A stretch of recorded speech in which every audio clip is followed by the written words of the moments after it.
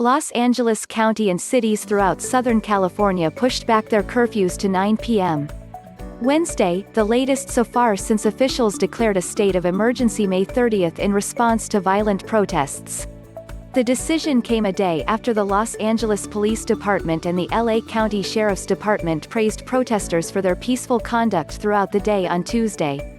Some, such as Hemet and Riverside County, ended curfews entirely. Others continued even stricter curfews, including a 1 p. cutoff still in place in parts of Beverly Hills.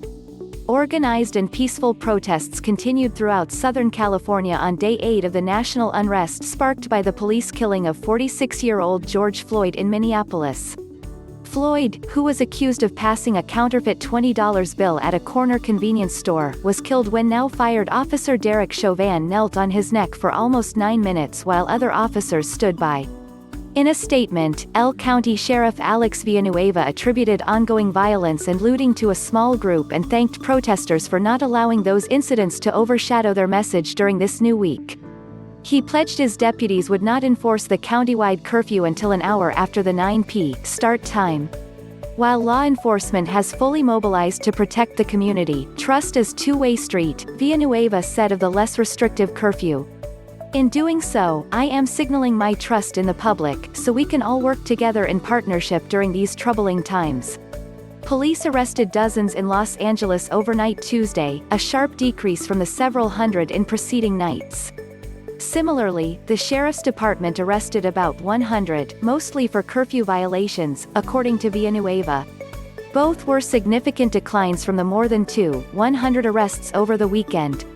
Conditions at the protests on Tuesday and Wednesday were night and day better than previous days, Villanueva told City News Service. The protests achieved some victories, both locally and in Minnesota. Prosecutors in Minnesota upgraded Chauvin's charges to second-degree murder. Simultaneously, the other 3 fired officers, Thomas Lane, Jake Young and Tu Thao, were charged for the first time with aiding and abetting murder. In Los Angeles, 4 city council members supported a motion to cut the Los Angeles Police Department's budget by $100 million to $150 million for the 2020-21 fiscal year. Council President Nury Martinez and council members Herb Wesson, Curren and Monica Rodriguez co-authored the motion. On Twitter, Wesson said the legislation is not the only change needed, but it is a step in the right direction. Before the protests, the city's budget called for a $122 million increase in police spending.